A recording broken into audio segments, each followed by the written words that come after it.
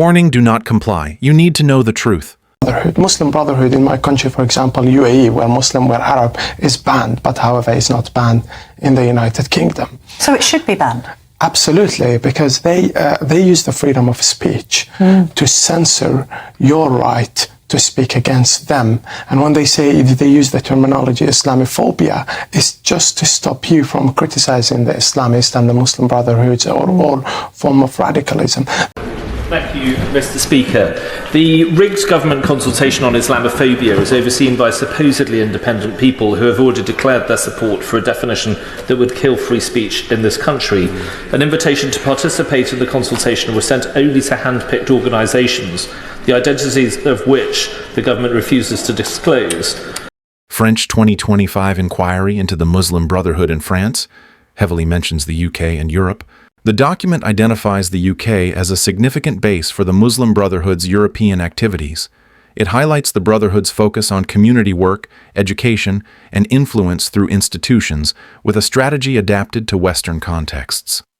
The Brotherhood's approach in the UK, as in other parts of Europe, is about building long-term influence rather than direct confrontation or violence. The report notes that the Muslim Brotherhood has established strong national bases in several European countries, including the United Kingdom. The UK is cited as one of the countries where the Brotherhood's presence is very real, with organizational structures and influence through community institutions and education. The ultimate goal is the establishment of an Islamic society and ultimately an Islamic state, but through incremental, non-violent means. The document states that for the Muslim Brotherhood, Islamizing the West means gradually transforming society at every level, cultural, social, and political, through community building, education, and influence, rather than through violence or revolution.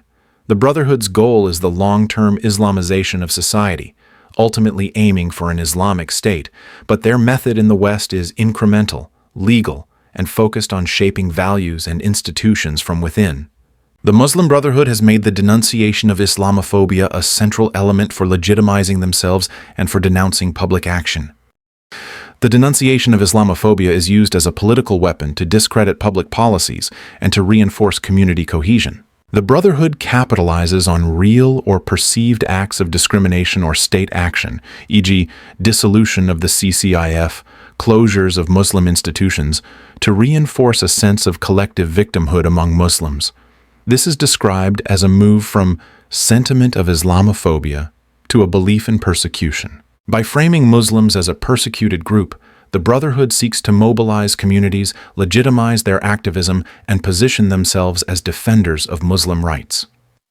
Political strategy. The narrative of Islamophobia is used to unify Muslim communities, foster solidarity, and justify political and social activism. This strategy is not about direct confrontation or violence, but about building influence and shaping public discourse. The organization seeks individuals who are receptive to its ideology through religious, educational, and social activities.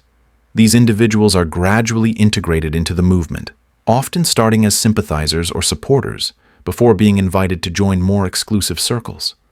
The most committed and trusted individuals may eventually be inducted into the inner core of sworn members. Members of the Brotherhood's core are typically required to swear an oath of loyalty and secrecy.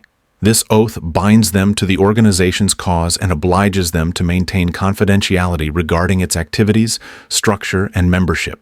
The report describes these individuals as militants assermentés, sworn militants, indicating that secrecy is a formal and essential part of membership in the inner circle. This culture of secrecy is a defining characteristic of the Brotherhood's operations, especially in environments where it faces scrutiny or opposition from authorities. It allows the organization to protect its leadership, strategies, and networks from external threats and infiltration. The Muslim Brotherhood employs entryism as a core tactic to influence and gradually reshape societies from within, particularly in Western contexts.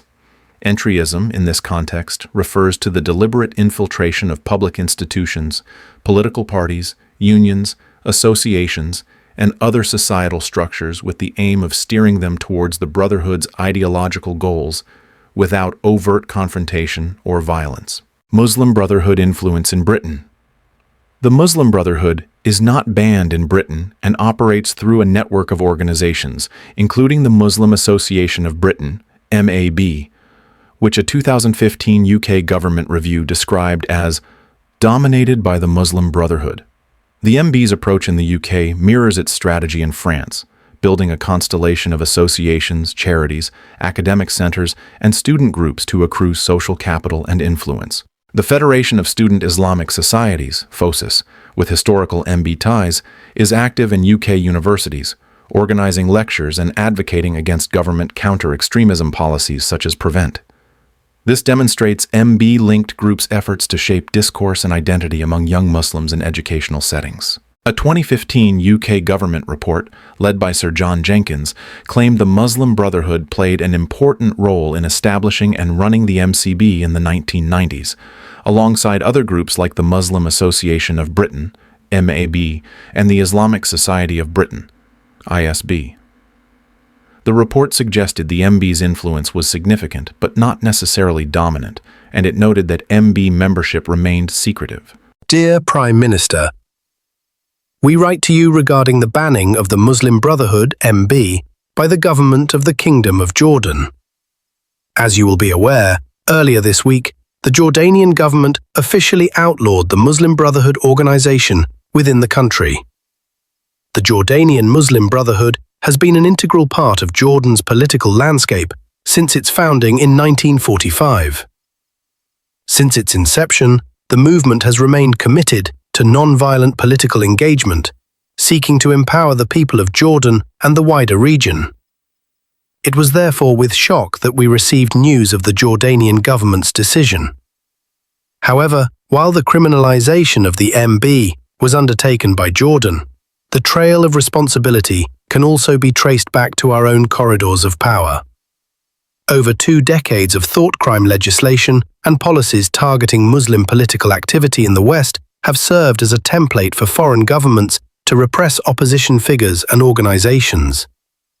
The proliferation of anti-terror laws, so-called counter-violent extremism policies, and the routine harassment and criminalization of groups and individuals whose politics do not align with those of the British state have not only eroded freedoms at home, but have also set a dangerous precedent for governments abroad. By redefining peaceful political activities as terrorism or non-violent extremism, often to appease Zionist interests and to advance British neo-imperialism, successive governments, beginning with Tony Blair's first Labour administration, have effectively given the green light for others to strip people of their fundamental rights.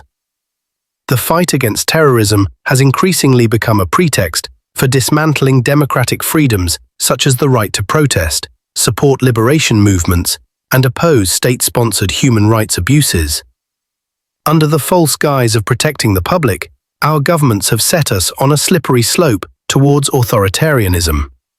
Since October 7, 2023, state repression has intensified, seeking, among other things, to insulate the government from criticism over its complicity in Israel's genocide against Gaza. Activists, academics, and even ordinary citizens have been intimidated, harassed, and arrested merely for exercising their lawful and democratic right to oppose government policies. If the United Kingdom wishes to be a credible leader in championing freedom and democracy around the world, it must first end the ongoing erosion of civil liberties at home. Only by restoring and upholding the rights and freedoms of its own citizens can the UK call out abuses abroad with any moral authority. Until then, any claim made by the government about its belief in the rule of law, democracy, and human rights will continue to ring hollow. We urge you to urgently review the repressive laws on our own statute books that have undoubtedly contributed to this dangerous global trend. Only by doing so can the United Kingdom reclaim the moral authority needed to credibly stand up for human rights abroad. Beginning with publicly condemning the Jordanian government's banning of the Muslim Brotherhood.